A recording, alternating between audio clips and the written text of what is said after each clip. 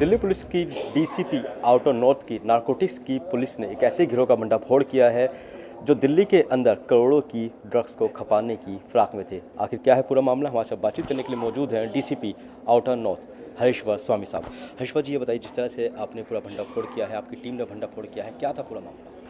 ये मामला शुरू हुआ था 29 अगस्त को, जब हमने एक केस रजिस्टर किया था एनडीपीएस एक्ट के तहत। और उस केस में हमने अफसाना नाम की एक लेडी को अरेस्ट किया था भलसवा डेयरी थाने के एरिया में।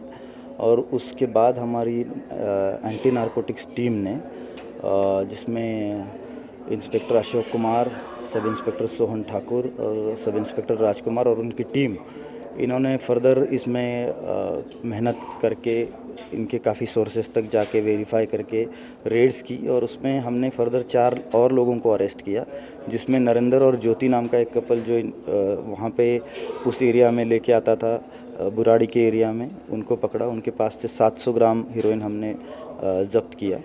उसके बाद एक संतोष नाम की लेडी थी जो नांगलोई में काम कर रही थी, उसको अरेस्ट किया। उसके पास से भी हमने 100 ग्राम हीरोइन बरामद किया। और इन सब का सप्लायर जो था अनिल एलियास भोला, जो विष्णु गार्डन में रहता है, उसको हमने काफ़ी वेट करके उसका प्रॉपर्टीज़ वगैरह सारी पता करके, उसका वेराबाउट पता करके उस पर रेड की। और उसके पास से 2 किलोग्राम हीरोइन हमें मिली।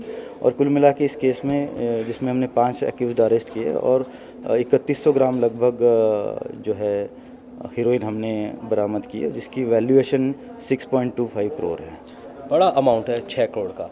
कितने दिनों से टीम लगी हुई थी? और ऐसा भी होता है ऐसे कामों में, जब रेड करने के लिए जाती है तो टीम को आराम भी नहीं मिलता है, तो कितनी मशक्क़त करनी पड़ी?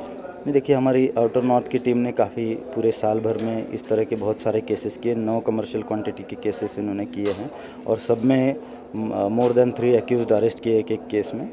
तो उनको ये अनुभव भी है और इनका ये इन्होंने काफ़ी मेहनत करके इस अनिल इलियास भोला, जो काफ़ी सारी एजेंसीज़ के रडार पर भी था, उसको उन्होंने हिरासत में लिया है। अभी तक कितनों की गिरफ्तारी हो चुकी है जब से आपने ड्राइव चलाई है, और कितने किलो जो हीरोइन है वो बरामद की गई? लगभग हमने इस साल में अब तक 10 किलो हीरोइन जब्त की है और 134 लोगों को अरेस्ट किया है।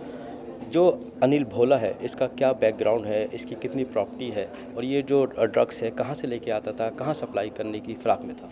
अनिल भोला का बैकग्राउंड पूरा क्रिमिनल रहा है। 1998 में इसके ऊपर रॉबरी का पहला केस हो जाता है। उसके बाद ये ड्रग्स में आ जाता है। पहले कुछ दिन इसने दारू बेची और उसके बाद 2002 में ये ड्रग्स की तरफ शिफ्ट हुआ। और उसके बाद से लगातार इसके ऊपर केसेस है। उसने 8 से 10 साल अब तक जेल में भी गुजारे हैं। 2 केसेस में ये एनडीपीएस के कन्विक्ट भी हो चुका है। और इसने इसी दौरान काफ़ी सारी प्रॉपर्टीज़ भी बनाई है अलग अलग जगहों पर दिल्ली में।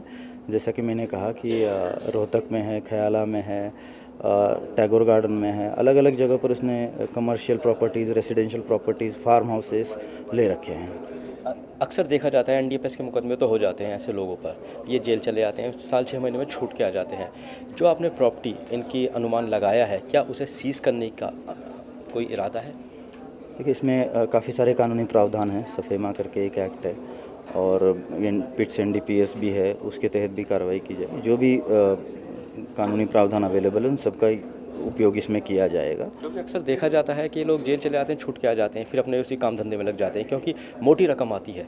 तो जब तक इनकी कमर नहीं तोड़ी जाएगी उसी चीज़ को लेकर, जब तक शायद ये लोग नहीं बाज आएंगे। इस केस में हम फाइनेंशियल इन्वेस्टिगेशन अलग से कर रहे हैं, तो जो भी प्रॉपर्टी पाई जाएगी वो प्रोसीड्स ऑफ क्राइम्स का पार्ट होगा और उसको हम सीज करेंगे। तो बिल्कुल, ये थे हमारे साथ बातचीत करने के लिए डीसीपी आउटर नॉर्थ, जिनका साफ तौर पे यही कहना है कि अगर ऐसे लोगों पर लगाम लगानी है तो इनकी जो फाइनेंशियल जो मदद करने वाले हैं, जो भी इनकी प्रॉपर्टी है, उन्हें सीज करने का जो प्रावधान होता है उसे भी करेंगे। साथ ही साथ अभी तक जो इसमें गिरफ्तारी की गई है, उसके बाद अब आगे की भी जाँच चल रही है कि आगे ये ड्रग्स पैडलर के तार कहाँ कहाँ जुड़े हुए थे। दिल्ली से कैमरामैन अनिल सिंह के साथ वाजिद अली, नवोदय टाइम्स।